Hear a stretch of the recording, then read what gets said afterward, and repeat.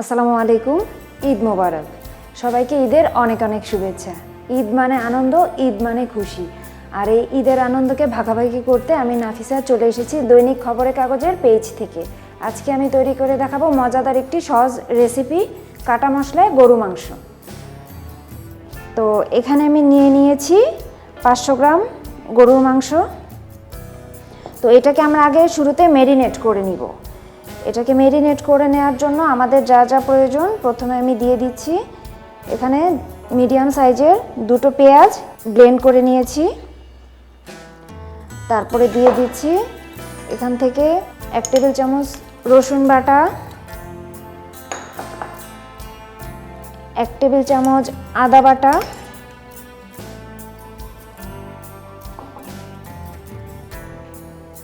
1 চা চামচ ধনিয়া গুঁড়া, 1 চা চামচ জিরা গুঁড়া, 1 টেবিল চামচ পরিমাণ হলুদ গুঁড়া। মরিচটা আমি এখানে দিয়ে দিচ্ছি 1 টেবিল চামচ। তারপরও যে যার স্বাদ মতো দিবেন, যে ঝাল বেশি খেতে পছন্দ করেন সে একটু ঝাল বেশি দিবেন। লবণটাও আমি আমার পরিমাণ মতো দিয়ে দিচ্ছি।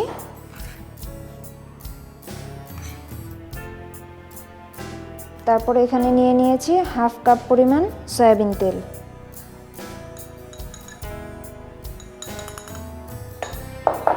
তারপরে এখান থেকে আমরা কিছু আস্ত মশলা দিয়ে দিব।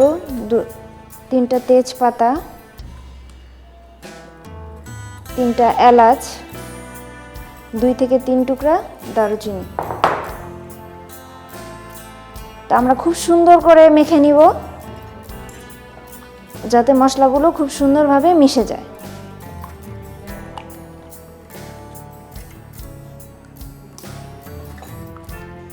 এই রান্নাটা সহজ বলার কারণ হচ্ছে এটার জন্য আমাকে আলাদা করে পেঁয়াজ ভাজতে হবে না, আলাদা করে মশলাটা কষাতে হবে না। আমি যদি একবার এখানে দিয়ে দিই তাহলে আমার এটা অল্প সময়ের মধ্যে হয়ে যাচ্ছে আর খুব মজাদারও হবে।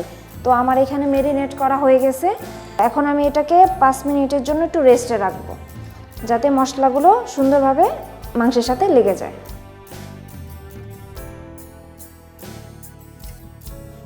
5 মিনিট পরে আমরা আবার ফিরে আসলাম। ম্যারিনেট করা হয়ে গেছে, খুব সুন্দরভাবে ম্যারিনেটটা হয়েছে। দেখেই বোঝা যাচ্ছে যে মশলাগুলো খুব সুন্দরভাবে মাংসের সাথে লেগে গিয়েছে। এখন আমরা প্যানের মধ্যে, এখানে আমরা অলরেডি তেল দিয়ে দিয়েছি, তো এর জন্য আমাদেরকে আর এক্সট্রা তেল দিতে হচ্ছে না প্যানে। তো আমরা এগুলো সুন্দর করে প্যানের মধ্যে ঢেলে দিব।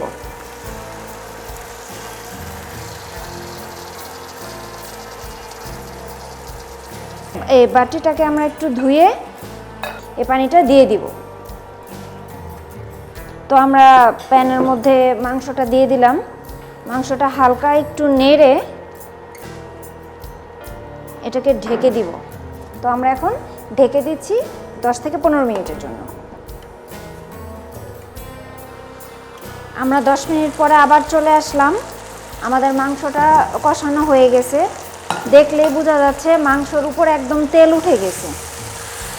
খুব সুন্দরভাবে মাংসের গায়ে মশলাগুলো লেগে গিয়েছে এবং খুব সুন্দরভাবে তেল উঠে গিয়েছে। এখন আমরা এখানে 1 কাপ পরিমাণ গরম পানি দিয়ে দিব। ঠান্ডা পানি দিব না, কারণ ঠান্ডা পানি দিলে মাংসগুলো শক্ত হয়ে যাবে, তাহলে মাংসগুলো ভালোভাবে সেদ্ধ হবে না। এজন্য আমাদেরকে অবশ্যই গরম পানি দিতে হবে। তো আমরা এখানে 1 কাপ পরিমাণ গরম পানি দিয়ে দিলাম। এবার এটাকে আমরা খুব সুন্দরভাবে নেড়ে দিব। মশলাগুলো খুব সুন্দরভাবে নেড়ে দিব যাতে পানির সাথে খুব সুন্দরভাবে মশলাগুলো মিশে যায়। তো আমরা এটাকে আবার ঢেকে দিব কিছুক্ষণের জন্য, কারণ এই পানিটাতেই মাংসটা পুরোপুরি সিদ্ধ হয়ে যাবে। আমরা এখন 10 মিনিটের জন্য ঢেকে দিব যাতে মাংসটা পুরোপুরি সেদ্ধ হয়ে যায়। তো ঢেকে দিলাম।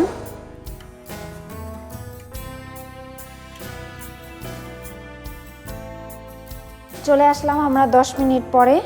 তো দেখি আমাদের মাংসের কি অবস্থা। খুবই সুন্দর কালার হয়েছে এবং তেল একদম উপরে উঠে গিয়েছে। তো আমরা যেটা চাচ্ছিলাম যে মাংসটা কি সেদ্ধ হয়েছে নাকি।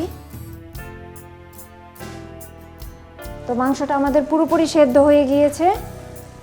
এটার কালারটা দেখলেই বোঝা যাচ্ছে যে আমাদের রেসিপিটা খুব সুন্দরভাবে তৈরি হয়েছে, কারণ তেলটা একদম উপরে উঠে গিয়েছে। এখন আমাদের সার্ভিংয়ের পালা। মাংস যেহেতু রান্না হয়ে গিয়েছে, এখন আমরা সার্ভ করব। তো আমরা এখন সুন্দরভাবে সার্ভ করব।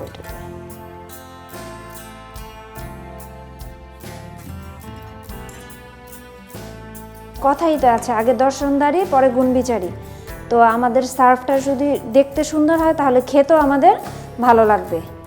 সবাই অবশ্যই একবার হলো এটা ট্রাই করবেন, আশা করি ভালো লাগবে সবার।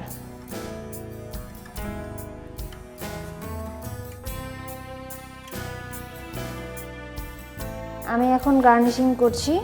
এটাকে অবশ্যই খুব সুন্দরভাবে ডেকোরেশন করলে দেখতেও ভালো লাগবে, খেতেও ভালো লাগবে। চেষ্টা করব যতটুকু সুন্দরভাবে ডেকোরেশন করা যায়। তো আমাদের ডেকোরেশন হয়ে গেল, তৈরি হয়ে গেল আমাদের মজাদার কাটা মশলার গরু মাংস। প্রত্যেকে এই রেসিপিটা ট্রাই করবেন, আশা করি অবশ্যই প্রত্যেকের ভালো লাগবে। সবার ঈদ ভালোভাবে, সুন্দরভাবে ও সুস্থভাবে কাটুক। সবাইকে জানাই ঈদের অনেক অনেক শুভেচ্ছা। ঈদ মোবারক।